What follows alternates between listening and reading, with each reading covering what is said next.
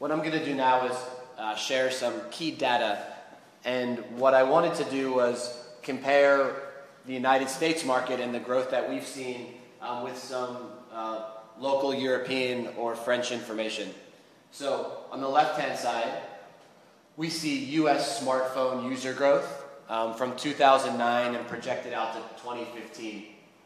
And what you can see from 2009 to 2010, we had a really significant jump, almost 50% increase year over year. One thing that's been talked about for probably 5 to 10 years in the United States was, hey, this is going to be the year of mobile. They said that in 1995, they said that in 2000, they said that in 2005. It sort of moved, and it's become almost a rolling joke. I think that as you talk to experts in the space, many people would agree that for mobile advertising, the year of mobile was 2010. We saw a significant shift in not only the dollars that were flowing into mobile, but the whole mindset of advertisers and agencies and content creators, app developers.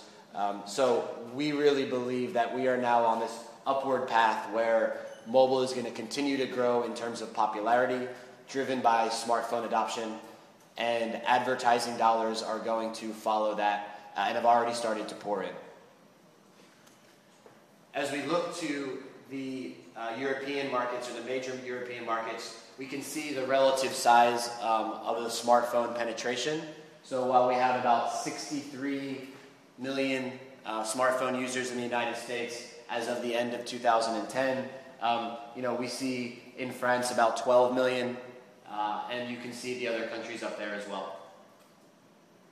Interestingly, you add those numbers together and you have a larger market than the United States. So I believe we're really at the beginning of the growth phase of the European market. Certainly there are some challenges because of the fragmentation and the language differences between the markets, but I think we've come to a point now where we're going to see really rapid growth in mobile and mobile advertising.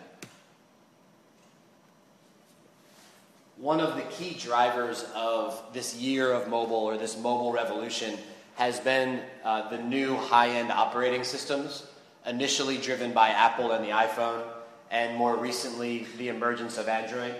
So if we look on the left-hand chart, the red bar is Apple and the iPhone, and the black bar is Android. As many of you know, the iPhone was launched in 2007, very quickly took a very major share of the smartphone market. It's now sort of leveled off at about 30% market share in the United States. You can see the very, very rapid growth of Android, especially from 2009 to 2010, where it improved from 6% to almost a quarter of the market, and continues to be the fastest growing platform.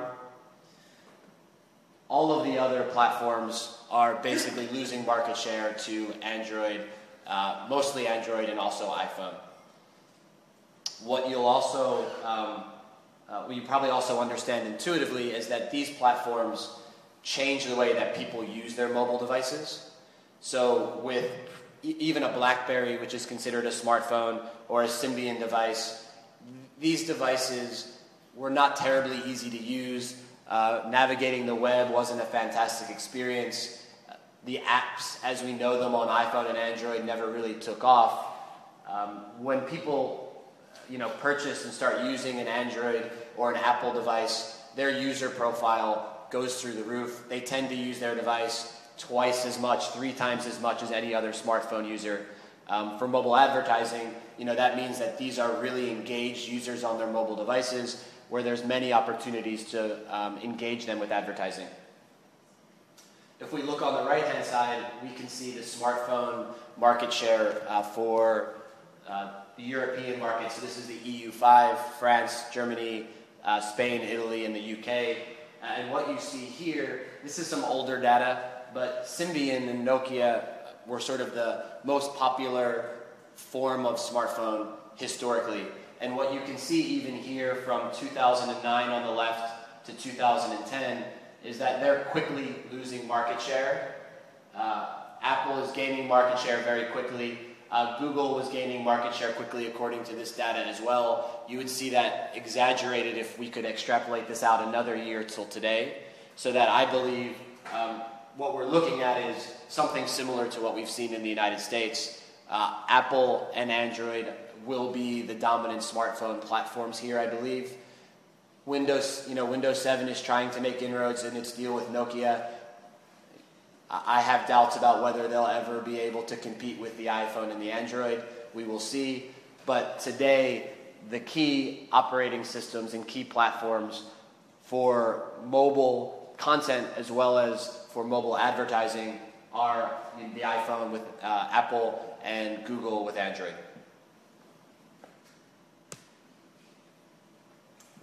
And finally, let's talk about advertising dollars. So on the left-hand side, again, we see the United States mobile ad spend, 2009 extrapolated out to 2014. As you can see, we had a 79% increase from 2009 to 2010, which is why I think a lot of people believe that 2010 really was the year of mobile, that there's no turning back, that this growth, this promise of mobile really revolutionizing content and revolutionizing advertising is really happening. And that's going to continue its really rapid growth so that it should be a $2.5 billion industry by 2014. In Europe, I believe we're in the very early stages of that same growth. And here's some data from, I believe, eMarketer, which shows a 10-fold increase in mobile advertising spend predicted in the EU5 over the next 5 years, which means that it's going to grow even faster than the US market did once it takes off, and I believe that time is now. I think 2011 will be a big year. I think 2012 you're going to start to see that really, what I would say, meteoric rise of mobile advertising.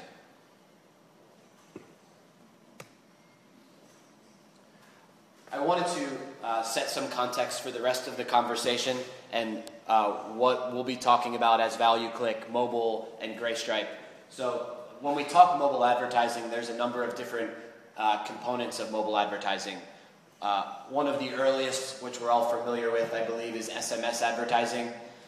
That was a very strong, early driver of mobile advertising revenue, as you can see on the bottom chart.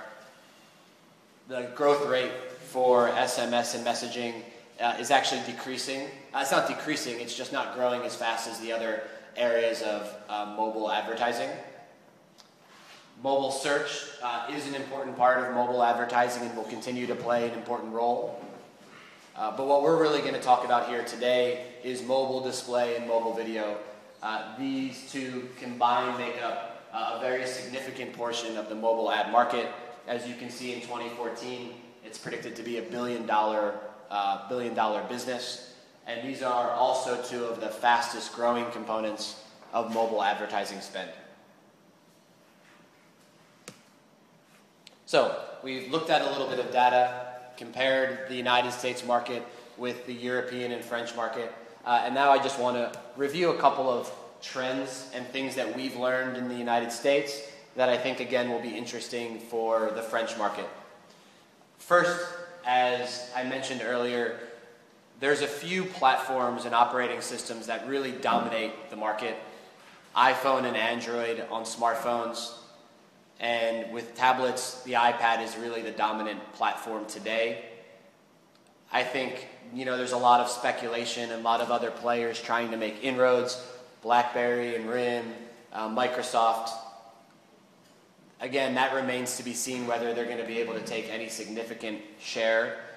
But what is certain is that iPhone and Android and the iPad will be dominant platforms. As I said, that growth happened really quickly in the United States.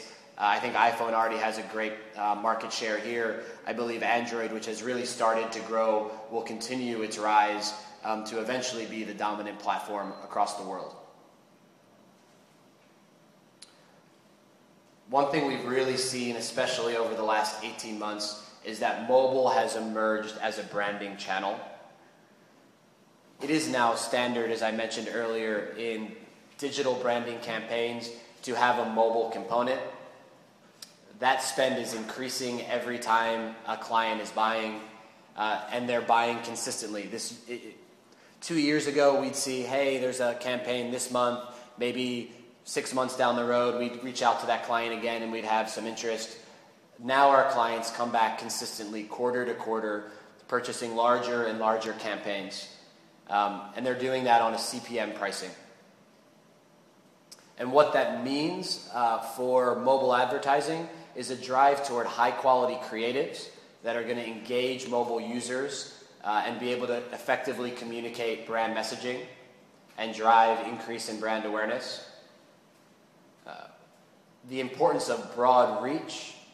So one thing that's important to keep in mind is brand advertising want to do two things. They want to reach a wide audience, but also their targeted audience. They also want to do that on devices where they can engage the user and move the metrics that they care about, like brand awareness, purchase intent. They can do that through the iPhone and through the Android and through these high-end smartphones. It's a lot more challenging to do that if they can do it at all through feature phones and some of the lesser operating systems. So they're really focused on reaching users, as many as they can within their target market, but on these specific platforms where they can really engage users. And finally, quality content. So brand advertisers want to be in quality content. They want to protect their brand and be associated with the content that their users really care about. That doesn't only mean big brand name content. For us, that could be New York Times or the Wall Street Journal. It also means the content that their users love, like Angry Birds or Words with Friends, which are two very popular applications that are in the Greystripe network. One thing that's interesting, there's been a lot of conversation about what's going to be the dominant way that users consume content on mobile devices, especially on these super smartphones like the iPhone or Android. Is it going to be applications, which have grown incredibly over the last few years? Is it going to be mobile websites with HTML5? The answer is it's going to be both. There's been a lot of debate. A lot of that is marketing, one versus the other. At the end of the day, consumers are going to engage with both. You see great rise in both of these. It's not going to change anytime in the near future. So if you're a content owner and you're thinking about your strategy for distributing your content, you can choose whichever works best for you. You might want to choose both. If you're an advertiser and you want to reach your target audience and engage with them, you should be thinking about reaching them both in applications and in mobile websites. And then finally, the local advertising, what we call hyper-local advertising, gets a lot of attention in the press and the media. There's a lot of companies making a lot of noise and doing a lot of marketing in regards to hyper-local advertising. So I'm walking down the street and I get a message from Starbucks to get a coffee, and I'm next door and I have a coupon and I go in there and I buy a coffee. Even in the United States, that's not really happening. Which I know is a surprise to a lot of people because people talk about it all the time. But it's going to be at least 12 to 24 months before anyone can do that at scale in a very large market in the US. So I think it's probably even a bit further off in Europe.